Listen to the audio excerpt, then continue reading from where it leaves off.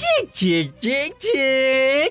Oke guys, welcome back to Gnosis alias Cakra Diva dalam pembahasan alur cerita Perfect World One Misi G episode ke-158. Sekali lagi Gnosis ngucapin selamat Hari Raya Idul Fitri bagi semua umat Islam di seluruh alam. Minal aidin wal faizin ya. Mohon maaf lahir dan batin. Semoga momen Idul Fitri ini tuh bisa membuat kita terlahir kembali dalam keadaan suci dan membantu kita untuk berubah menjadi pribadi yang lebih baik lagi.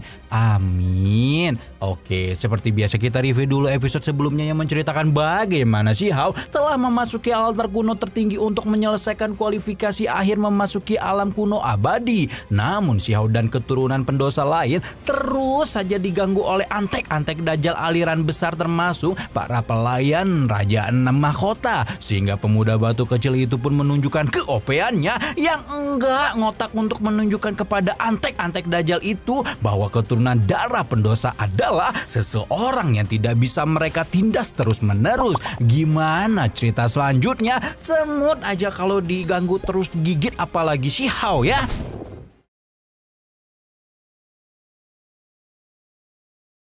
Selesai urusan dengan murid-murid aliran besar yang membuat gara-gara, Xiao pun melanjutkan perjalanannya di altar kuno tertinggi dan sampai di lantai 4 altar yang dipenuhi dengan tekanan luar biasa besar. Xiao pun tidak terkecuali dari tekanan itu, di mana pertama kali sampai di lantai keempat, pemuda batu kecil itu dipaksa untuk terduduk di atas satu lututnya. Xiao bukanlah orang yang mau berlutut seperti ini, dan oleh karena itulah dia segera meledakkan Doki Dao yang membuat tubuhnya menjadi terasa ringan kembali.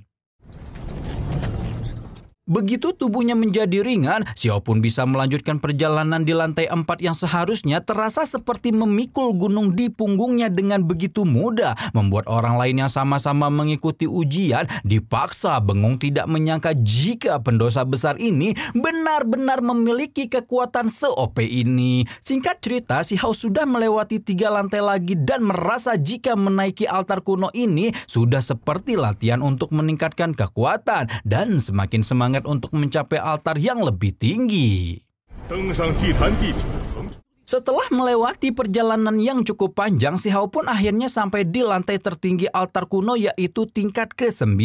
Di lantai ini tekanan menjadi ribuan kali lebih kuat dan sangat membebani tubuh seseorang bahkan untuk praktisi sekuat Xiao sekalipun. Namun kehormatan yang didapatkan pun tidak main-main, di mana orang yang mampu mencapai lantai tertinggi berhak menuliskan namanya di prasasti ilahi hingga membuat semua orang antusias karena akhirnya bisa mengetahui identitas dari pendosa besar misterius tersebut.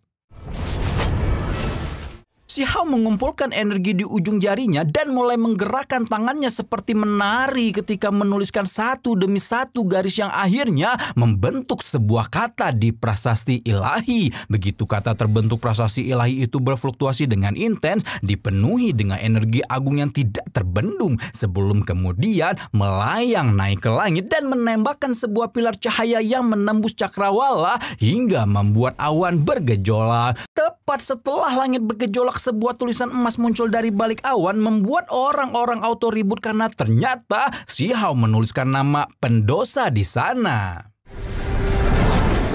Melihat orang-orang ribut, Xiao segera mengingatkan bahwa kata yang dia tuliskan bukanlah sesuatu yang rendah dan hina, malah sebuah kemuliaan, pencapaian, dan kehormatan. Setelah membakar semangat para pendosa dengan orasinya, Xiao pun mendekati berbalik dan sekali lagi mengambil langkah mendekati cairan tertinggi, membuat mata yang tak terhitung jumlahnya terus memandangi punggungnya yang tegap dari bawah altar dan menyaksikan Xiao akhirnya menegak cairan tertinggi yang hanya dianggap seperti legenda oleh banyak orang. Setelah menelan cairan tertinggi, Xiao merasa seperti jiwanya terlahir kembali menjadi janin suci. Teknik-tekniknya dipoles sedemikian rupa dan membantu setiap api ilahi di tubuhnya menyala dengan cerah karena cairan tertinggi adalah jalan agung yang ditinggalkan para dewa. Satu persatu api ilahi memasuki tubuhnya membuat Xiao dapat merasakan betapa setiap bagian dari jiwanya ditempa dan membantunya mengendalikan kesadaran spiritual ke tingkatan yang hampir tidak bisa dia bayangkan sebelumnya. Pencapaian Xiao adalah sesuatu yang bahkan tidak semua aliran besar bisa mencapainya, karena itulah ketika melihat Xiao berhasil mendapatkan cairan tertinggi, tetua sekte Tao Naga Iblis yang kita sebut aja dia Bambang mulai ketar-ketir berpikir jika pendosa besar sekuat Xiao ini akan menimbulkan masalah bagi aliran-aliran besar, dan akhirnya memutuskan untuk turun tangan sendiri menghentikan pemuda itu sebelum Xiao benar-benar menimbulkan bencana bagi mereka.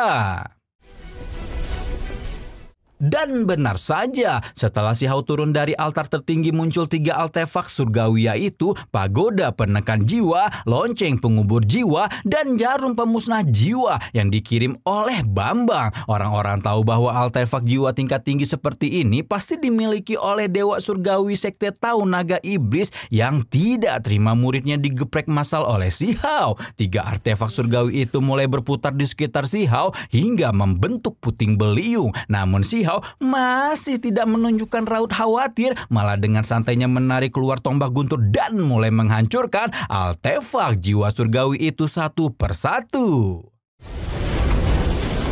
Pemandangan yang awalnya dinilai akan menjadi pembantaian Xiao itu segera berubah menjadi pemusnahan artefak jiwa surgawi ketika sang pemuda batu kecil mengepakkan sayap emasnya dan mulai memburu artefak surgawi yang tersisa. Hal yang membuat Xiao begitu percaya diri adalah bahkan meskipun dewa surgawi masuk ke dalam alam spiritual, kekuatannya akan ditekan ke ranah tertinggi, dan Xiao tahu bahwa di ranah ahli tertinggi dia adalah seorang yang tak terkalahkan. Xiao berdiri di antara puing-puing artefak surgawi dengan keagungan luar biasa, menyimpan sebuah jarum pemusnah jiwa sebelum mengejar lonceng pengubur jiwa sebagai satu-satunya artefak surgawi yang tersisa. Xiao tahu lonceng pengubur jiwa hendak kabur, dan dia bukanlah tipe orang yang penuh ules asih yang bisa membiarkan sesuatu yang telah mengusiknya pergi begitu saja. Tanpa banyak babi bu, Xiao melayangkan tendangan ke arah lonceng pengubur jiwa, membuat lonceng surgawi itu menubruk tanah dengan begitu kejam sebelum akhirnya benar-benar hancur setelah menerima tendangan kedua dari Xiao. Tepat setelah lonceng pengubur jiwa hancur, terdengarlah suara Bambang menggema di altar kuno tertinggi menghardik tindakan Xiao yang sudah membunuh murid aliran besar, dan oleh karena itu wajib mendapatkan hukuman langit karena telah melanggar aturan. Xiao hanya mendengus melihat seorang dewa surgawi menginstruksi ujian, tapi masih berani menyebutnya melanggar aturan. Namun tanpa mengindahkan kata-kata Xiao sama sekali, Bambang sekali lagi mencoba mengirimkan harta tertinggi berupa rantai yang telah menembus belenggu ranah tertinggi hingga membuatnya yakin mampu menghabisi Xiao.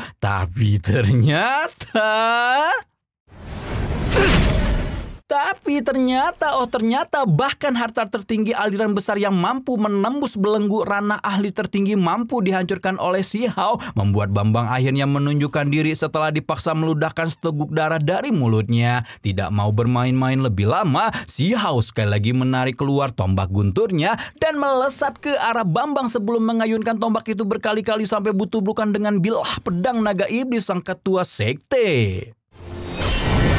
Baru setelah itulah pertempuran antara Xiao dan Bambang pun akhirnya tidak terhindarkan lagi, dan yang membuat semua orang terbagong-bagong adalah fakta bahwa Xiao sebagai ahli tertinggi benar-benar mampu mengimbangi seorang dewa surgawi seperti ini. Tidak hanya mengimbangi, setelah pertempuran berjalan semua orang bisa melihat bahwa pendosa besar ini bahkan melampaui Bambang dan akhirnya berhasil menebas separuh tangan si ketua sekte Tao Naga Iblis dengan tombak gunturnya.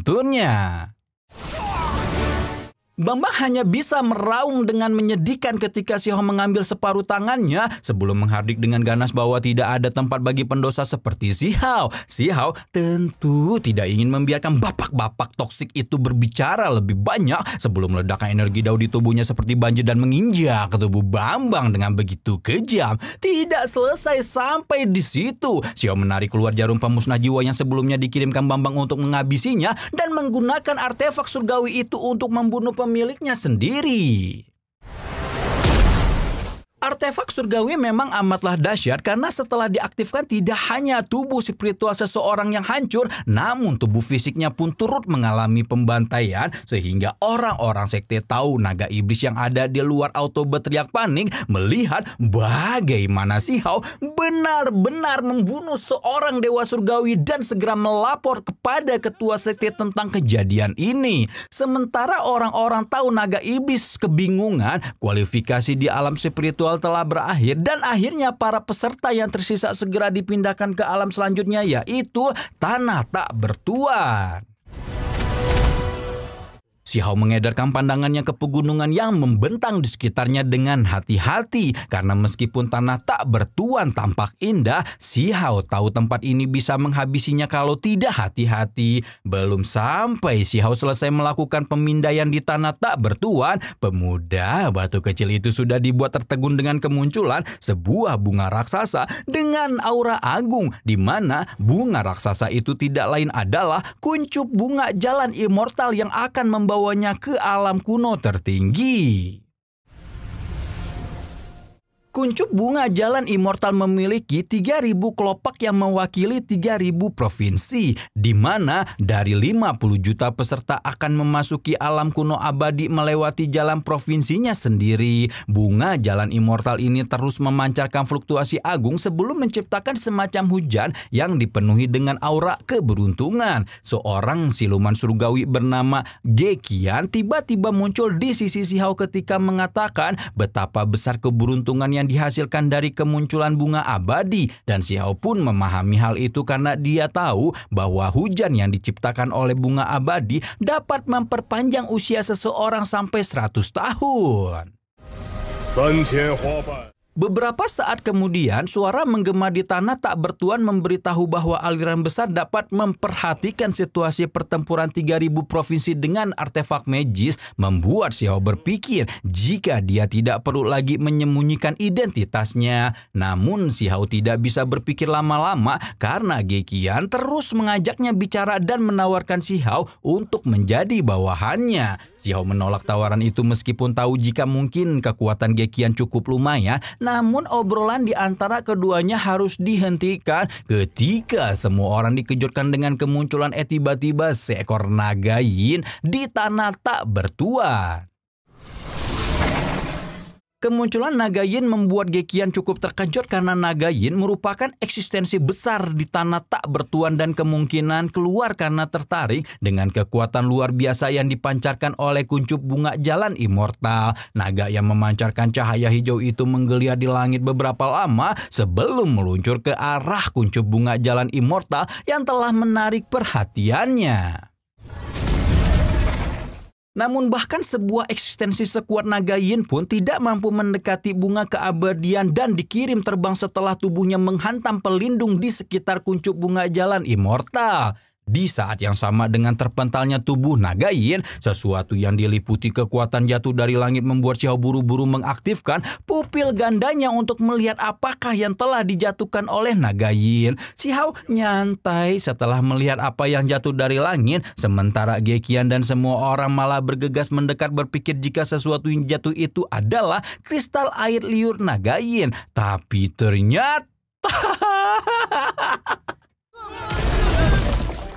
Tapi ternyata bukanlah air liur naga yang mereka dapatkan, melainkan sebuah besar tai naga yang membuat Si Hao auto geleng-geleng mengingat betapa besar omon-omon yang dilontarkan siluman surgawi itu beberapa saat lalu. Naga yin juga tidak banyak tingkah lagi setelah mendapatkan penolakan dan meringsut kembali ke sarangnya setelah numpang berak sembarangan.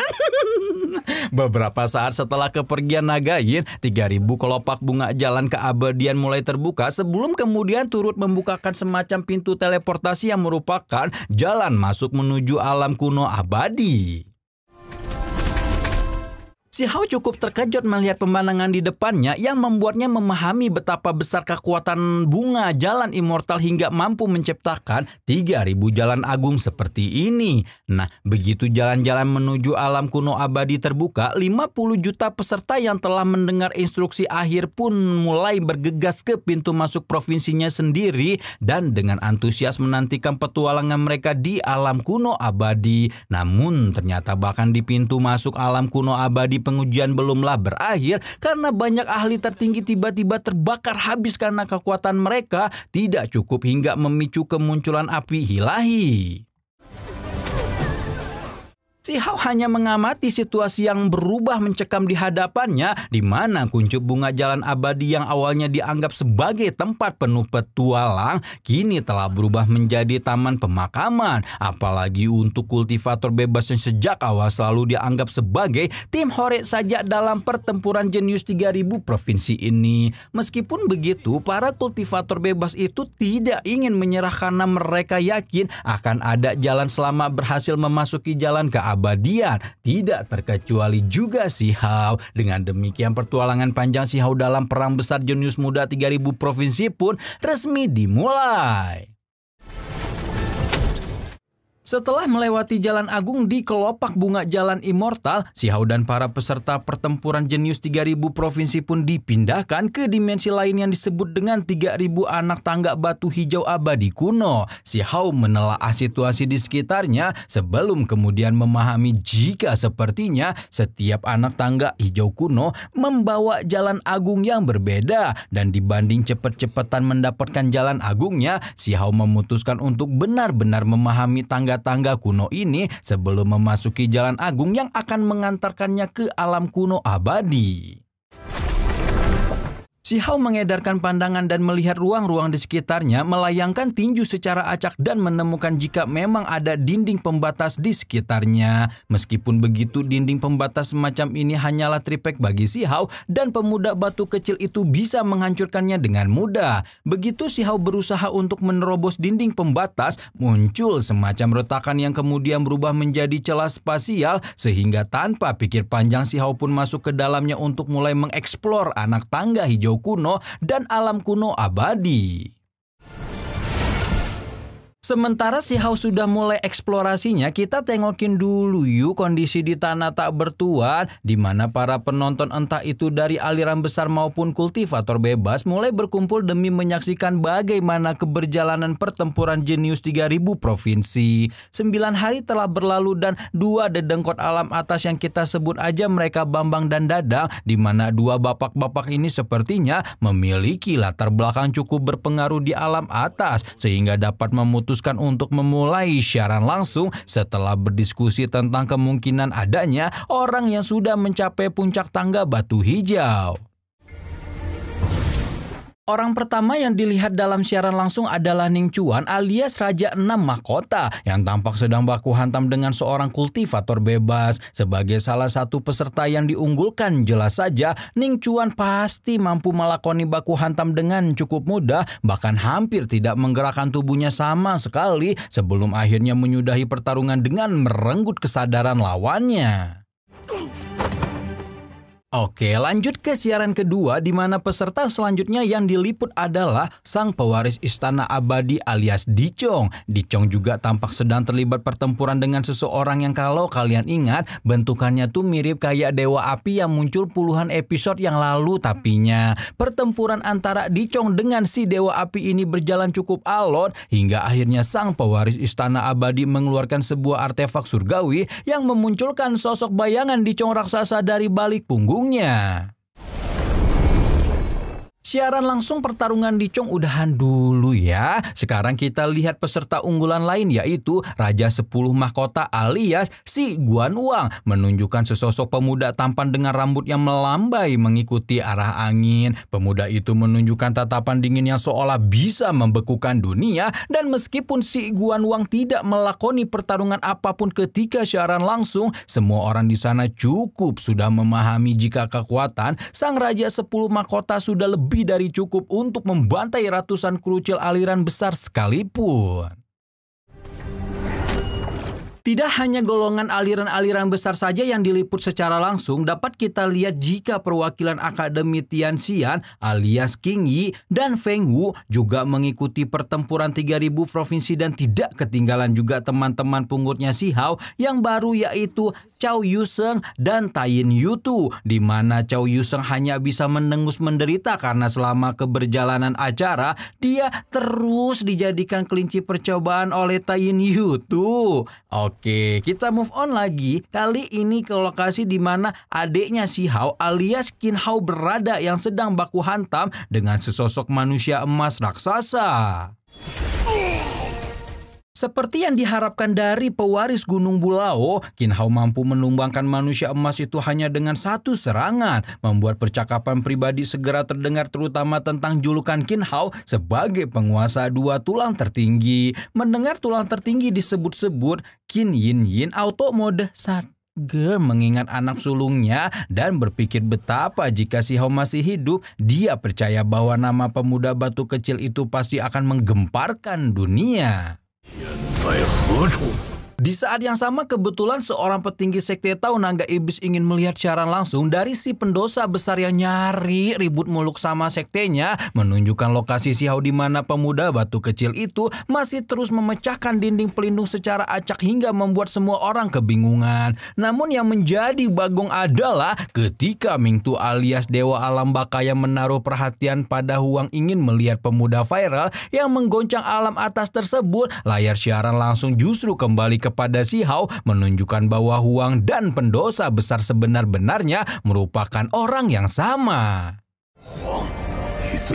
Fakta bahwa Si Hao sebenarnya memiliki dua nama yang sama-sama viral di alam atas ini jelas saja membuat banyak orang tertarik, tidak terkecuali seorang ahli generasi kedua Istana Abadi yang kita sebut aja dia si Ujang ya. Ujang merasa cukup terganggu melihat Si Hao tampak memiliki latar belakang yang misterius, di mana kecakapan semacam ini mengingatkannya kepada pemuda alam bawah yang di masa lalu telah membunuh salah satu dewa surgawi mereka, Huang Yu. Karena itulah iseng-iseng Ujang menuliskan nama Si Hao di kelopak bunga abadi, dan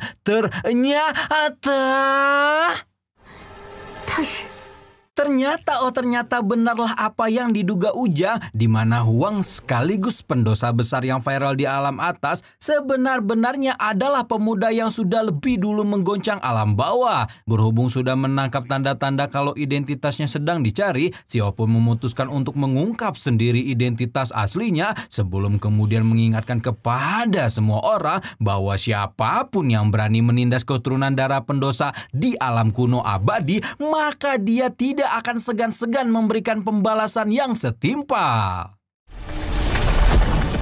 Singkat cerita, 4 bulan telah berlalu sejak gonjang-ganjing yang ditimbulkan oleh Si Hao, dan selama 4 bulan itu telah terjadi banyak perubahan, termasuk salah satunya generasi pertama sekte Tao Naga Iblis yang bernama Yao Yi telah berhasil menyalakan api ilahi dan secara resmi menyandang gelar Dewa Surgawi. Dengan debutnya Yao Yi sebagai Dewa Surgawi, sekte Tao Naga Iblis jelas menjadi percaya diri dan berharap pewaris mereka itu bisa menghabisi Si Hao di alam kuno abadi.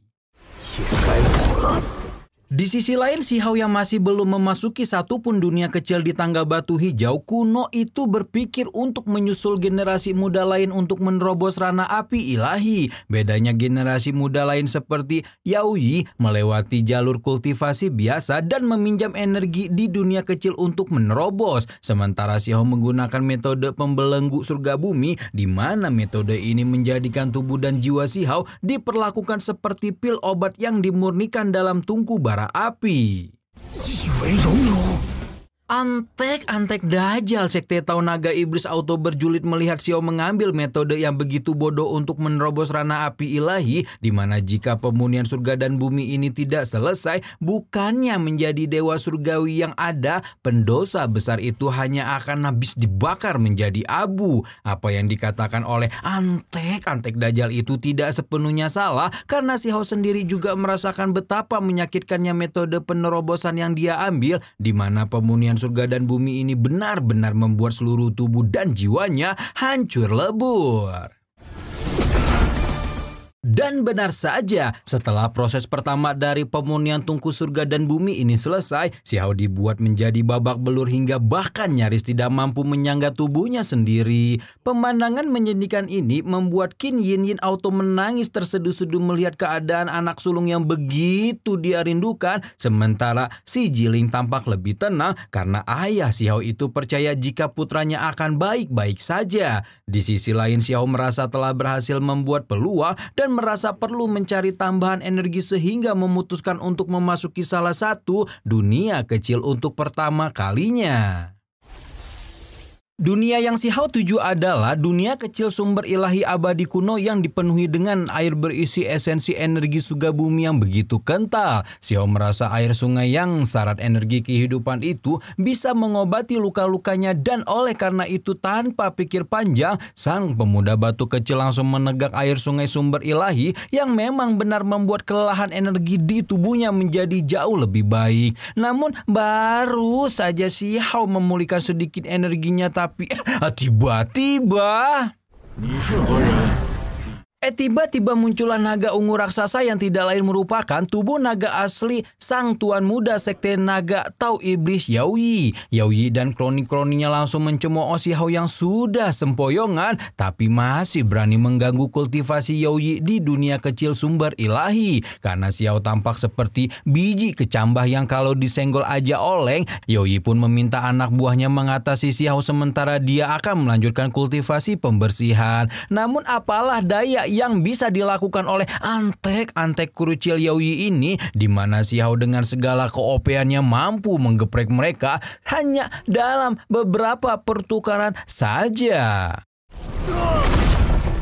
Yao Yi yang lagi asyik diving di sungai sumber ilahi jelas saja merasakan gejolak kekalahan anak buahnya di permukaan danau dan segera kembali ke atas untuk turun tangan sendiri menghadapi Xiao. Mampu mengalahkan anak buahnya dengan begitu cepat jelas saja membuat Yao Yi pinishirin akan identitas Xiao yang sesungguhnya dan langsung dibuat terengah-engah setelah mengetahui jika pemuda random yang tiba-tiba muncul ini tidak lain adalah pendosa besar yang telah menghabisi dewa surgawi sekte Tao Naga Iblis dengan begitu kejam. Berhubung musuh yang dia cari-cari sudah datang, maka pertempuran hidup mati antara Xiao dan Yao Yi pun tidak terhindarkan lagi.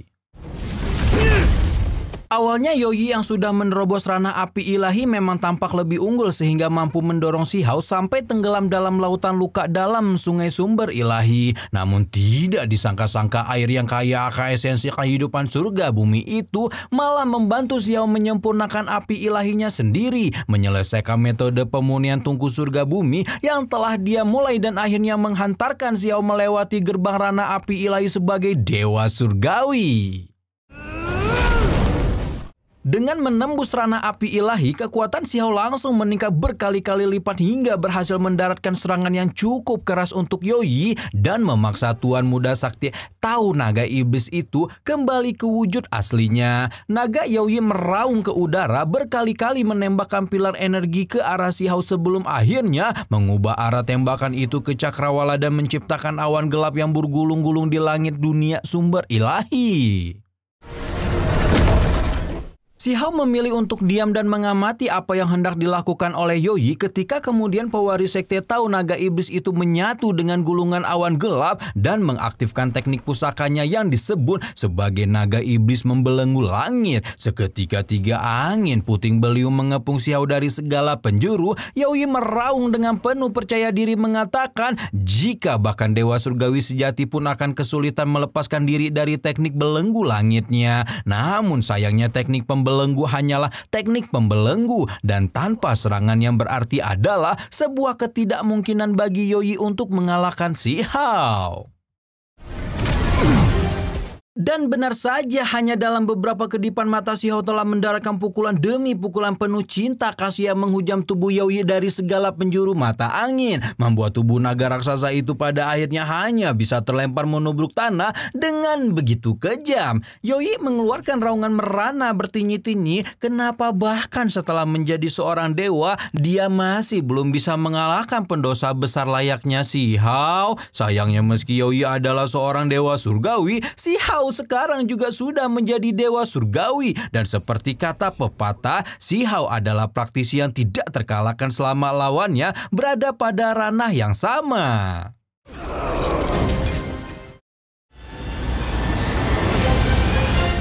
Ya sudahlah ya, sekali OP emang akan selalu OP Kang Pakboy yang satu ini. Dan ternyata di episode ini Xiao udah ngebongkar identitas aslinya nih guys. Kira-kira apakah yang akan dilakukan emak bapak Xiao setelah mengetahui pemuda rival viral di alam atas adalah anak sulung mereka yang sudah sempat pindah alam. Akankah Xiao ketemu sama adiknya Qin Hao dan membongkar identitasnya juga? Dian ya guys ya, kita tungguin aja minggu depan tuh kalau gitu. Rama di sini pamit. Gnosis alias Cakradiva selalu ada untuk kalian. Bye bye.